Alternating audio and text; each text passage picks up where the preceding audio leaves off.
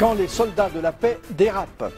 C'est les casques bleus de la MONUC qui se mettent à se lancer dans les viols, que ces soldats puissent être punis.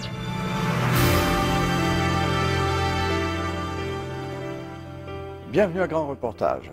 Il y a en ce moment une vingtaine de missions de paix dans le monde et le plus important déploiement de casques bleus se trouve en ce moment en République démocratique du Congo. Ces soldats de la paix sont là-bas évidemment pour protéger des populations déchirées par des conflits sanglants. C'est du moins ce que pensaient des femmes et des fillettes congolaises jusqu'à ce qu'elles soient victimes de viols commis par des casques bleus. Ce sont ces crimes sordides, presque toujours impunis, que la documentariste québécoise Raymonde Provencher a fait éclater au grand jour. Je vous mets en garde, le sujet est difficile et il peut très certainement déranger un jeune public.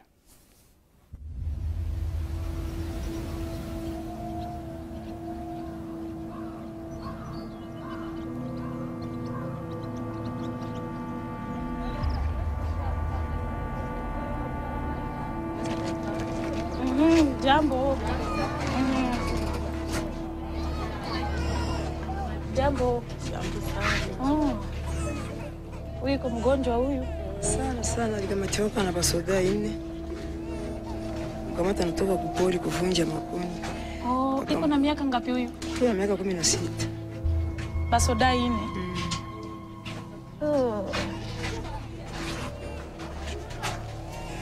Na anasikia nini? Banderamwe ndo walimkamatia Masisi.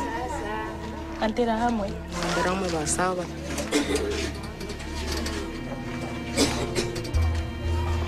Kuna miaka ngapi?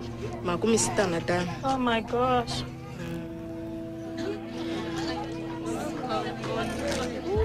Kuna miaka ngapi? Miaka 7. Watoto walikuwa wanaenda polisi, waliendaka kule kutafuta kuchuma mboga. Jo Banyarwanda wakawakimbiza bandara hamu. Jo sasa wakakamata akamoya, wengine wakakimbia wakakutana akanjo wakamkamata sasa.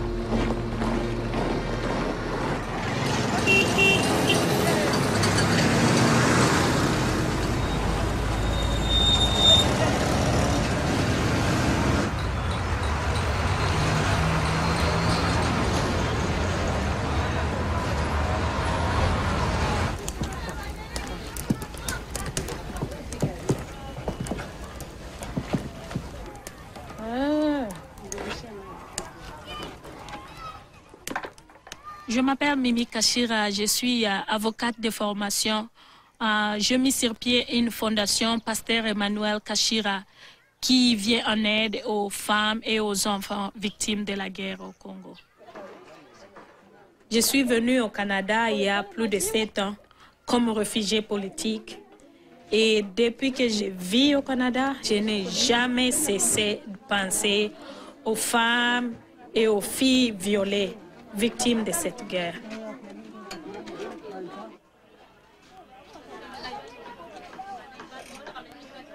Ce sont toutes les femmes violées qui ont fui leur village et puis qui ont trouvé refuge ici. Elles sont rejetées et puis blâmées aussi. en quelque sorte, et nombreuses d'entre elles rejetées par leurs maris parce qu'elles sont blâmées pour leur viol. C'est comme ça que ça se passe, oui. C'est la culture, quand on est violé, c'est toi la coupable. Le viol massif, c'est une arme de guerre qu'on utilise ici. Et puis c'est devenu comme quelque chose de normal et ce sont les sans-voix. Personne n'est là pour elles. Personne. Elles sont abandonnées et puis regarde dans les conditions dans lesquelles elles vivent.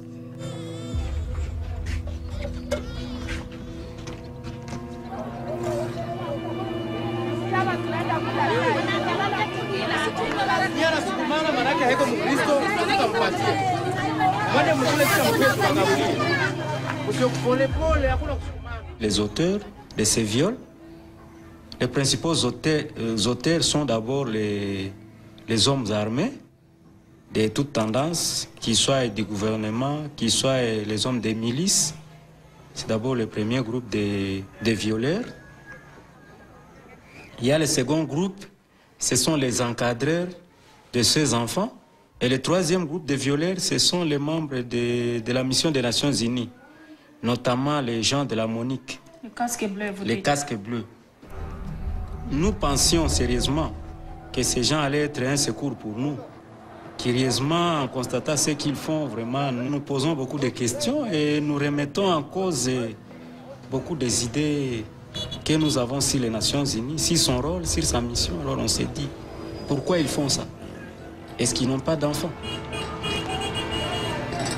Parce que nous, on croyait que la Monique était là pour nous aider.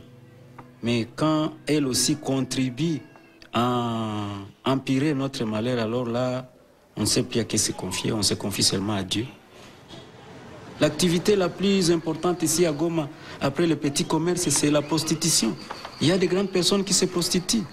Mais pourquoi pas ces gens de la Monique qui ont des moyens, qui sont les seuls qui bénéficient des salaires dans ces pays où il n'y a pas de salaire? Pourquoi pas ces gens de la Monique ne peuvent pas, avec les moyens dont ils disposent, aller se payer toutes les professionnels qui pilulent dans la ville, mais s'attaquer seulement aux petites filles qui viennent là, elles venaient de la prière, elles venaient prier. Qui venait prier? Lusinga revenait de la prière. Et qui? Mouya Astrid revenait de la prière. Bokombi Noël revenait de la prière. Ce sont 3 enfants orphelines qui sont là, qui revenaient de la prière, comme il pleuvait, et se sont abrités. Et curieusement, il y a un véhicule de la Monique qui est arrivé. Il y avait des soldats de la Monique.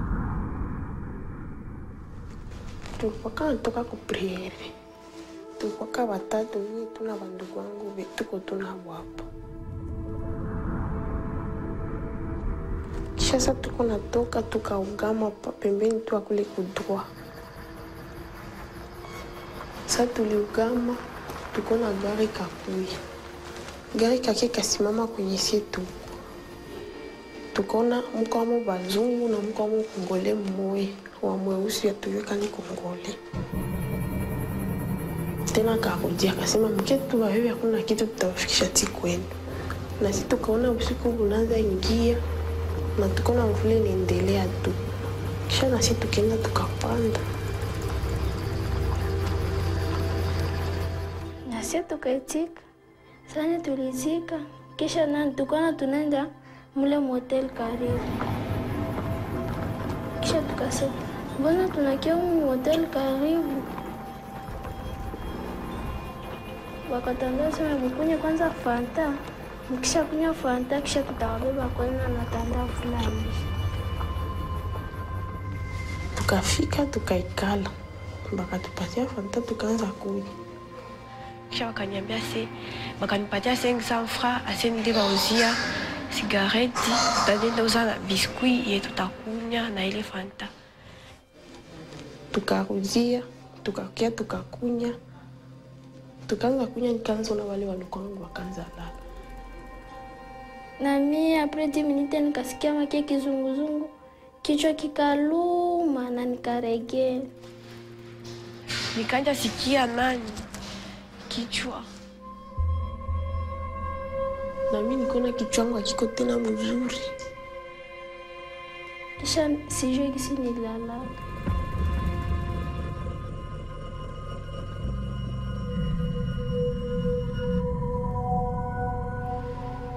kufika tena sai nililala, nikenda usubuhi. Sasa usubuhi nikaona niko mshambre, sina tena manguo, manake hatuko tunajiona hivi, manake hatuko bien. Nikaona kudra kushala damu na sana nitafuta shimama, nikashinda takisa kutembea, manake nikasikia uregevu sana. Maisha tu de vierge. Shinangu Marie Noela kwa 14. Nangu Luzinga Kalonda, prénom njo Safi. Niko a 15 na mina somiaka ku La Charité. Jinangu asi ya kunyumba. Sawa ni violoka niko kama 12. Ils ont drogué le boisson. Ils ont drogué les boissons. Le lendemain, les enfants se sont retrouvés nus dans 3 chambres de l'hôtel, nus et sanglants. Alors, c'était un scandale. Bon, comme les Nations Unies, les casques bleus sont toutes puissantes ici, il y a eu un complot d'ici. C'est-à-dire? Il y a un complot de silence que nous dénonçons ici. Ils sont des intouchables. Des intouchables. Non, des intouchables. Personne n'a osé dénoncer. Non, ils ont l'argent, ils ont l'argent. Ils sont les seules organisations qui payent. Alors ils payent tout le monde. Alors nous dénonçons le complot du silence. Pensez-vous que dans le cadre de la fondation Pasteur Emmanuel Kachira, pour nous organiser quelque chose comme une descente, essayer de visiter une personne chargée de la protection de l'enfance dans le bureau de Monique et dit, écoutez, nous avons des cas ici. Il y a des filles désespérées qui ont besoin d'aide et qui ont été victimes et qui ont des enfants. On voit bien que vous ne vivez plus depuis longtemps au Congo. Vous n'êtes pas au Congo. Nous devons aussi craindre pour notre propre sécurité. Quand nous allons nous adresser à la Monique qui bénéficie de ces complots du silence-là, les membres de ces silences-là, est-ce qu'ils vont nous laisser tranquilles? Ça, c'est ça la question.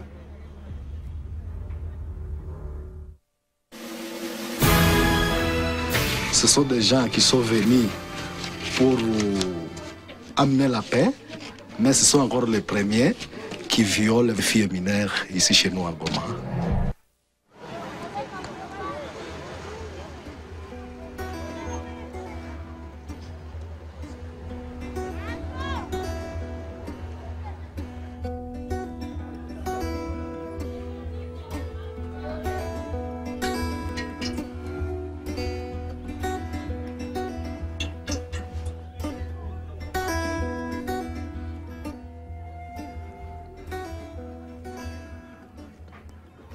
Amani Angelani, 14 ans, constant à l'arrivée.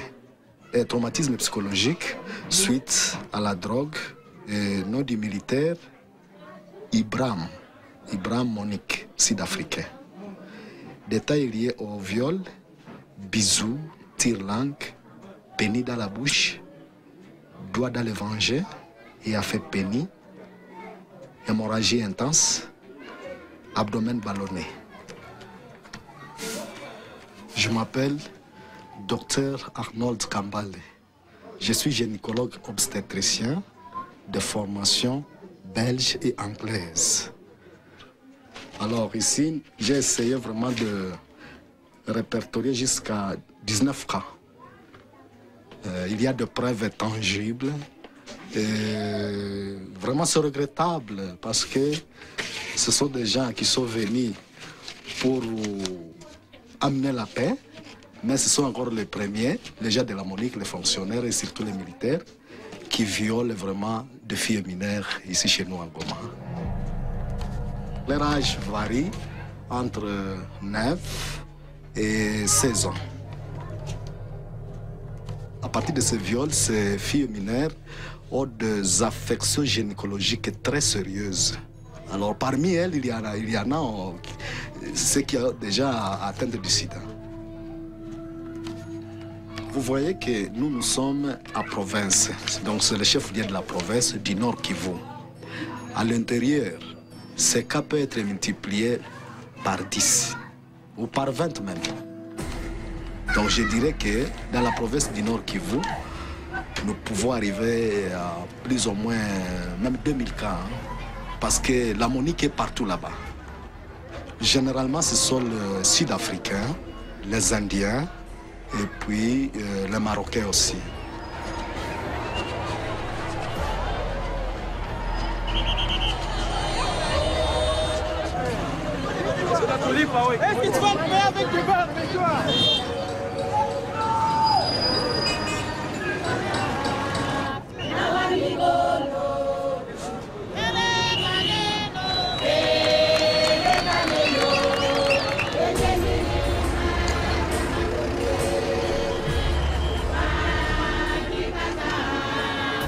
Moi, en tant que Congolaise, j'étais très contente d'apprendre que les Nations Unies s'est impliquées dans le processus de paix au Congo. Et je suis parmi les gens qui soutiennent vraiment ce processus de paix et qui soutiennent la participation des Nations Unies à travers la MONUC. Mais ici, les casques bleus de la MONUC se mettent carrément à se lancer dans la débauche, dans les viols, dans la violence sexuelle. Ils ont peur de se lancer avec les prostituées parce qu'ils ont peur d'être contaminés par le VIH. Qu'est-ce qu'ils font? Ils recourent aux petites fillettes mineures et personne n'en dit quoi que ce soit. Les fillettes ne parviennent pas à se faire entendre. Elles n'ont pas accès facile aux autorités de la MONUC. Ça fait carrément comme si elles sont abandonnées à elles-mêmes. Parce que l'image que j'ai, moi, des soldats de la MONUC qui viennent pour la paix, ils sont là pour amener le bien, pour amener la paix, pour amener la nourriture aux déprimés, pour amener les médicaments, les soins médicaux pour ceux qui n'en ont pas, la sécurité parce que c'est nécessaire. Et c'est ça l'image que moi j'avais des peacekeepers. Mais arrivé ici à Goma, pas vraiment. Il y a beaucoup de fillettes à qui on a enlevé leur dignité, leur espoir d'avenir.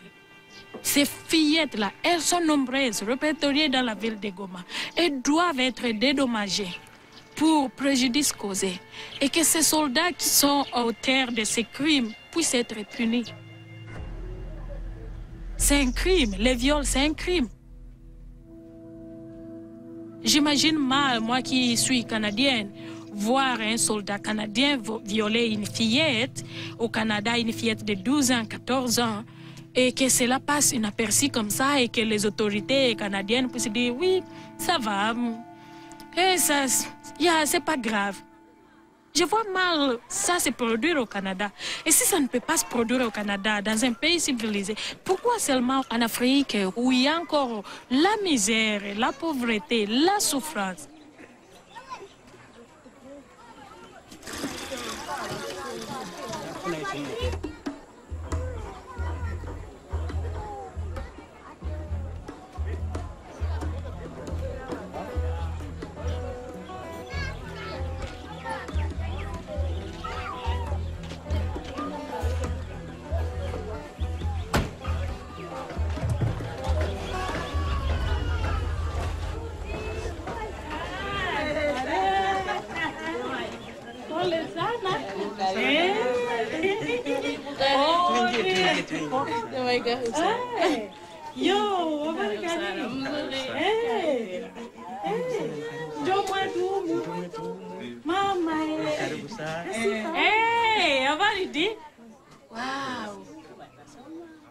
Je m'appelle Mufano Masiri Désiré.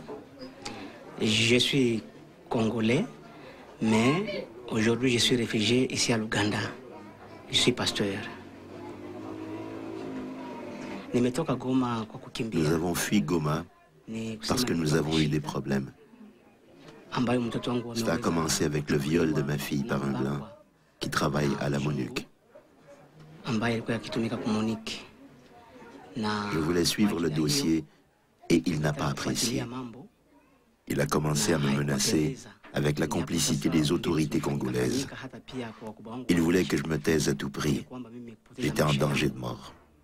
C'est à cause de cela que j'ai fui le pays pour me réfugier ici, en Ouganda. Il venait de la France. Il s'appelait Didier Bourguet.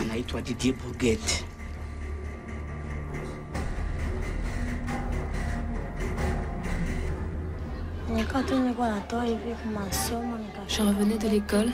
Cette dame appelée Feza est venue à la maison parce qu'elle devait à ma mère une somme de $30. Elle a demandé à ma mère si elle pouvait partir avec moi pour aller chercher de la monnaie. Par la suite, je rentrerai seule à la maison car elle avait d'autres courses à faire. En quittant la maison, elle a arrêté 2 mototaxis. Nous sommes allés assez loin, jusqu'à une maison où il y avait des gardiens de sécurité. Ils nous ont laissés entrer. En entrant dans la maison, nous nous sommes retrouvés directement dans une chambre à coucher. Je me rappelle qu'il est venu se jeter directement sur moi. Il a commencé à prendre son pénis et à le mettre dans ma bouche. Il a aussi commencé à me toucher au sein, partout, et puis il a couché avec moi.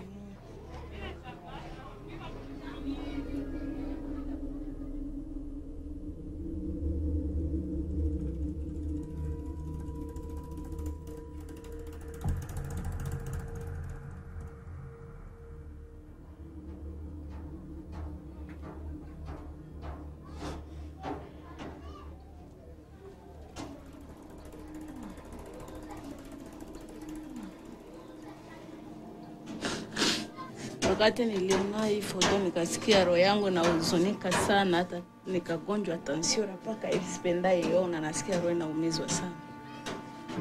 La police a dû entrer de force dans la résidence de ce monsieur. Ils ont commencé à interroger ma fillette. Ses yeux étaient très très rouges, comme quelqu'un qui a fumé du chanvre.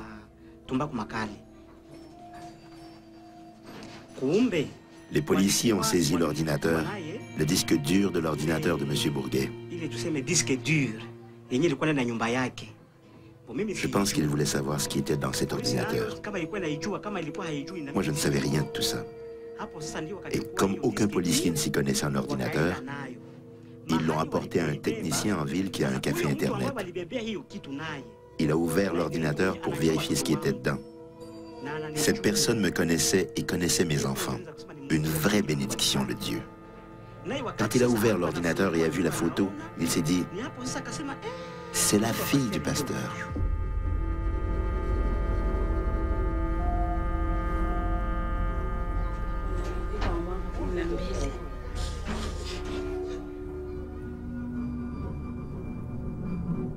Avez-vous enquêté sur le cas de Didier Bourguet? Non. Vous en avez entendu parler? Oui. Ça se parlait beaucoup là-bas. Oui, les photos circulent encore à Goma, là. Je suis Julie Filteau, sergent détective à la police de Lévis. J'ai enquêté pour les Nations Unies, République démocratique du Congo. Entre 2004 et 2005, j'ai enquêté les crimes à caractère sexuel commis par les gens des Nations Unies.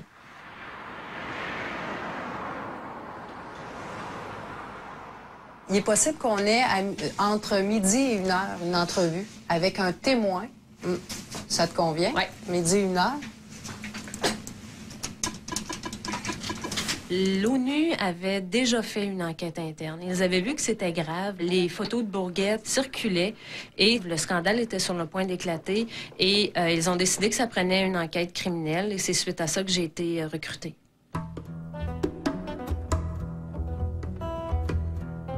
J'ai fait partie de la première équipe d'enquêteurs qu'ils ont envoyée au Congo. On est arrivés, là, vraiment les premières. On s'est aperçu qu'on aurait beaucoup de travail. On était postés à Kinshasa. Les enquêtes se faisaient majoritairement dans l'Est, donc Goma. Moi, j'ai été longtemps Goma, Bukavu. C'est énorme, hein, le Congo. C'est la plus grosse mission des Nations Unies dans le monde. Il y a une vingtaine de 1000 casques bleus.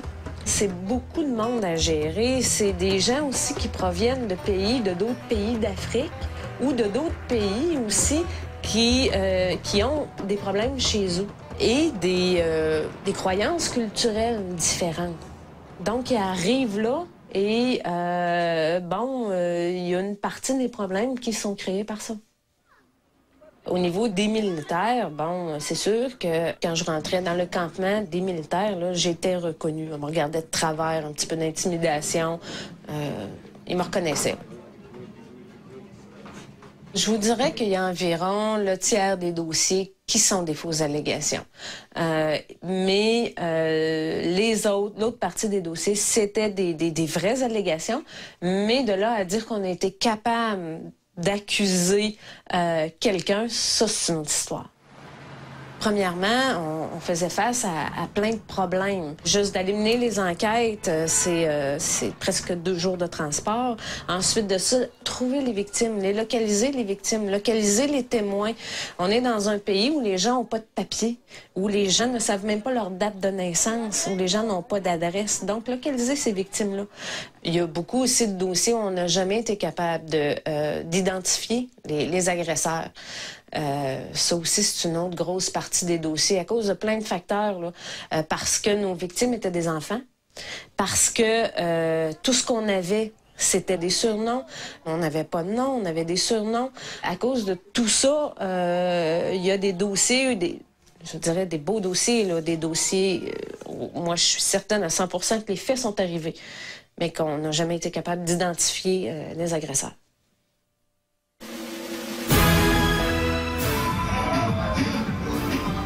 Au Congo, c'est spécial. Les gens se prostituent pour 1 pièce. Les femmes se prostituent pour manger.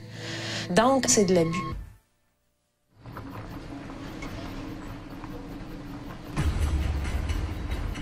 Il y avait des dossiers de prostitution aussi, là.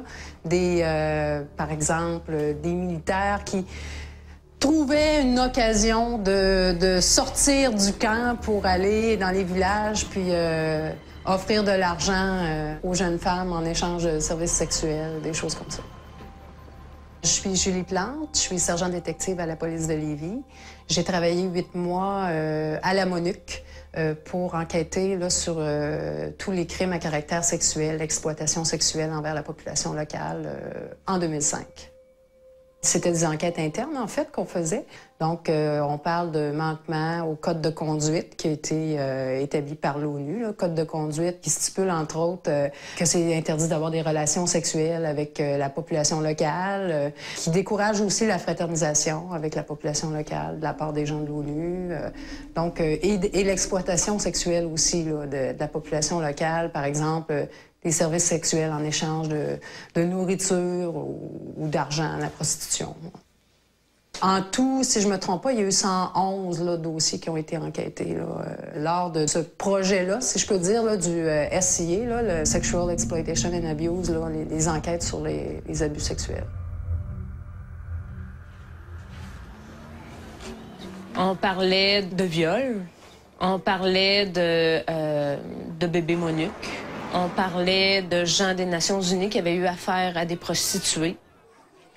C'est interdit, selon le code de conduite, que la prostituée soit majeure ou mineure. C'est interdit.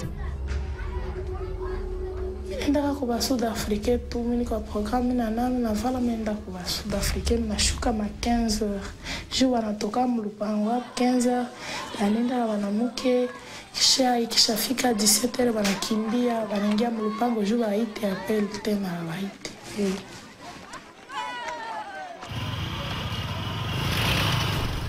Jina langu Roseline. Niko na 15 ans.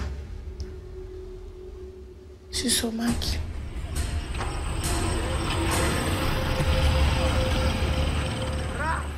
Au Canada, si on commet un crime sexuel à l'extérieur du pays, on a une loi dans notre code criminel qui prévoit qu'on peut être accusé d'un crime sexuel commis à l'extérieur du Canada. On peut être accusé par le Canada, ici au Canada.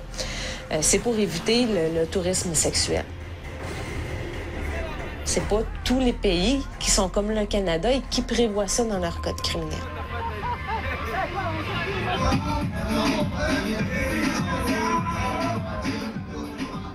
Au Congo, c'est spécial. Les gens se prostituent pour 1 pièce. Les enfants se prostituent pour une palette de chocolat. Et ils se prostitueront pas pour se payer de la drogue, pour n'importe quoi. Ils se prostituent, les femmes se prostituent pour manger. Donc, c'est de l'abus. Je le savais qu'en partant, que le pire, ce qui pourrait arriver de pire à un suspect, c'est que finalement, il soit rapatrié. Il ne pourrait pas faire de la prison. L'ONU, c'est pas un pays, elle ne peut pas imposer des peines d'emprisonnement.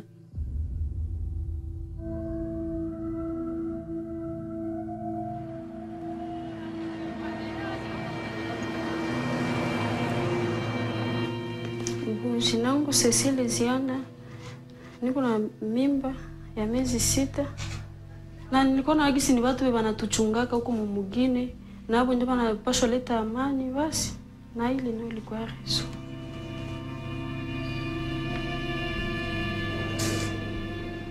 Sasa nibebesha mimba, akaniacha, akajiendea, akasema sewa simi atenda na mimi wapi, niko tufia mbarabara, hana nafasi ya kunibeba. Basi nikabeba vile mimba 2003 nikazala.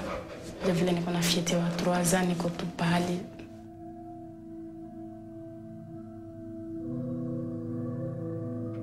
Blandine Kaganda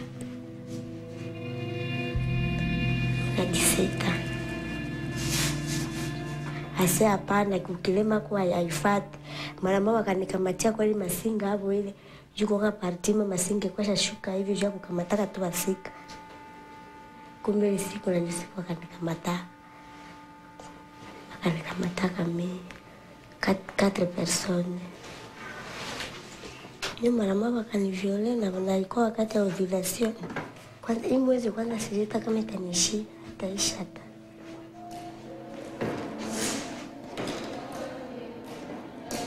Écoutez, là-bas, il n'y a pas de système en place. Ici, il y a un système en place. Ici, les responsables des bébés, ce sont les pères. Puis s'ils partent, ben, ils ont une pension alimentaire à payer. Mais c'est ça qu'il faudrait qu'il soit mis en place. Moi, c'est mon opinion, là. Je pense qu'ils doivent mettre en place un système qui va leur permettre d'établir la paternité. On doit pouvoir déterminer qui est le père et ensuite, de façon certaine, là, je veux dire, par un test d'ADN.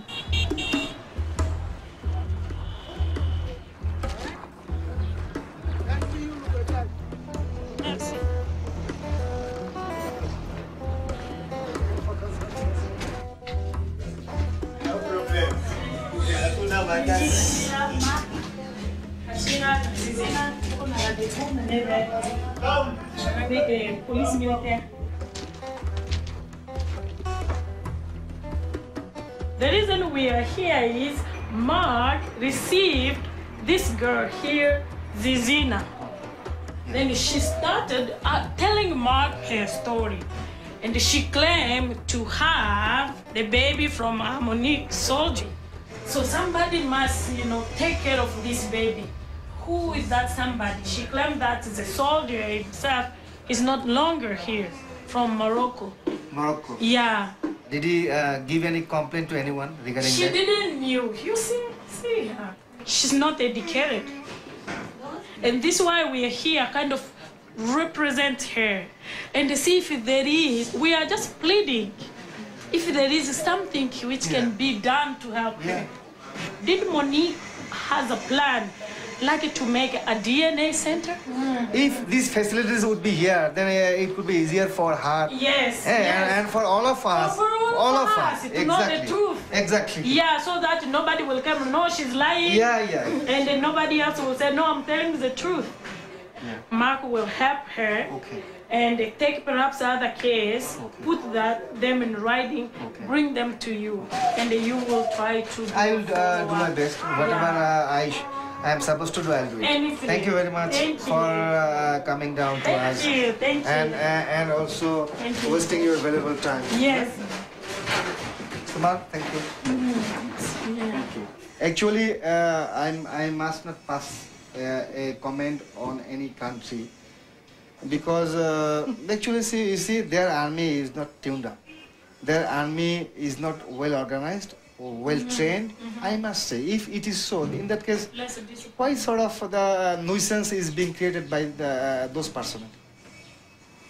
Commander should be like a commander. He should shoulder the responsibility. Respect will come from heart, and that we are supposed to earn it.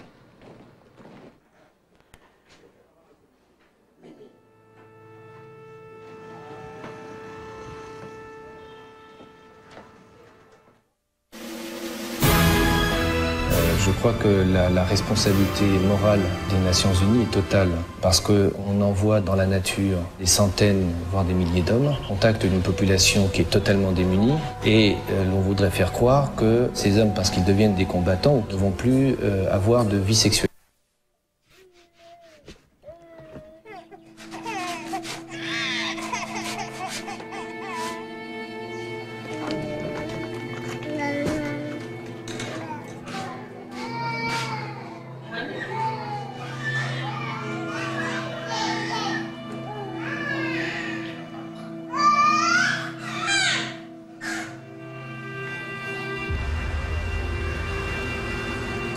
c'est toujours les noms des mêmes contingents qui revenaient. C'est toujours eux autres. On avait notre top 5, là, puis partout dans le Congo, c'était toujours les mêmes qui revenaient. Puis, il y a des contingents aussi, des pays qui envoient des militaires. Il y en a autant, on n'entend jamais parler. La conclusion, une des conclusions auxquelles on en est venu, c'est que les contingents dont on n'entendait pas parler, c'était les contingents occupés. Ce que je pense, c'est que si les règles des Nations Unies étaient respectées, entre autres par les militaires, le couvre-feu, selon les codes de discipline, les militaires doivent sortir avec leur béret bleu, les uniformes et les cartes d'identité. Si seulement ces simples règles-là étaient respectées, on réglerait beaucoup de problèmes. Parce que, bon, s'il y avait des abus, ben nos victimes seraient capables de reconnaître les abuseurs en partant. Et qui va faire respecter ça? Ben, c'est les policiers militaires. Si on parle d'un endroit comme Goma, moi, du temps où j'étais là, il y avait 5 policiers militaires, mais avec une voiture. Donc, quand la voiture brisait, il n'y avait plus de voiture. Fait qu'ils ne pouvaient plus patrouiller. Et il y avait combien de militaires? Oh, mon, 3000, 4000? Moi, je me suis rendu compte à un moment donné que même les contingents qui étaient très, très bien contrôlés, là, dont les commandants étaient très, très rigoureux, si les militaires avaient ne serait-ce qu'une occasion, quelques minutes pour pouvoir partir, ils apprenaient cette occasion-là. Donc, l'humain est un humain, là. Il va toujours y en avoir.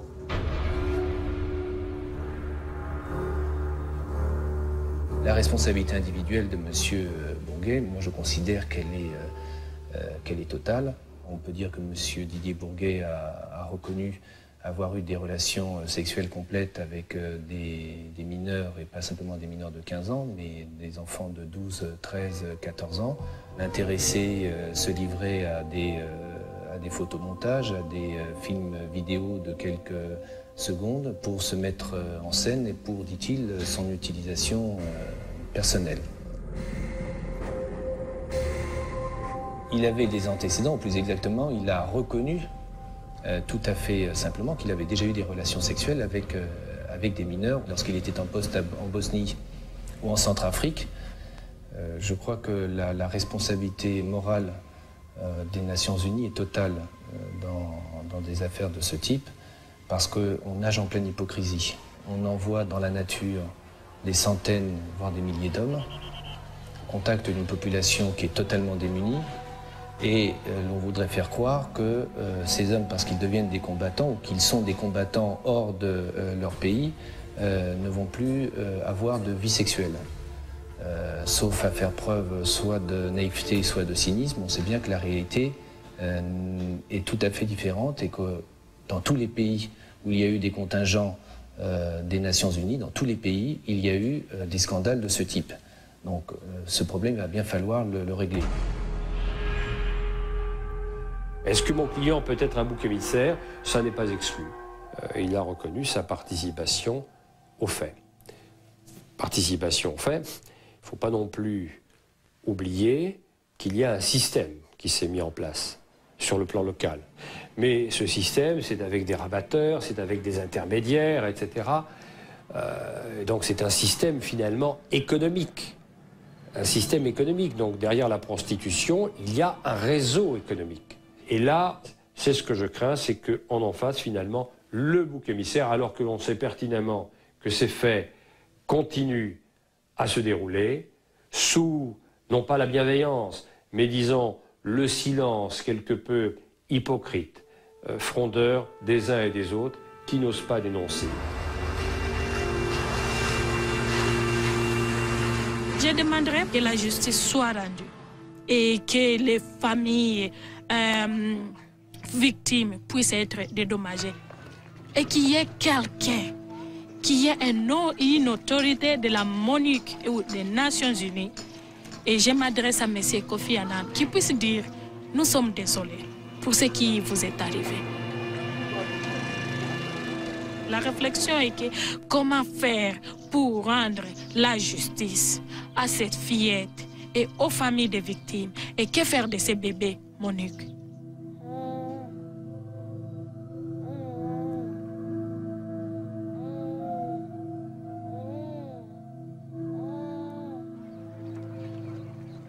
And it's with great gratitude and appreciation that I introduce to you the Secretary General of the United Nations, Mr. Kofi Annan. As you know, 3 years ago, I promulgated a bulletin entitled Special Measures for Protection from Sexual Exploitation and Sexual Abuse. The bulletin spells out prohibited sexual conduct and explains the duties of individuals and managers. It applies to all UN staff as well as uniformed personnel. It applies wherever they are stationed, whatever work they are doing. Despite these concerted efforts, we have really only begun to address the egregious problem. Acts of sexual exploitation and abuse by both civilian and uniformed United Nations personnel continue to occur. There have been breaches of UN standards such as sex with adult prostitutes, and there have been crimes such as rape, pedophilia, and human trafficking. My message of zero tolerance has still not got through to all those who need to hear it. One major problem is an overall climate that makes it difficult to report and expose abuses. This is unacceptable.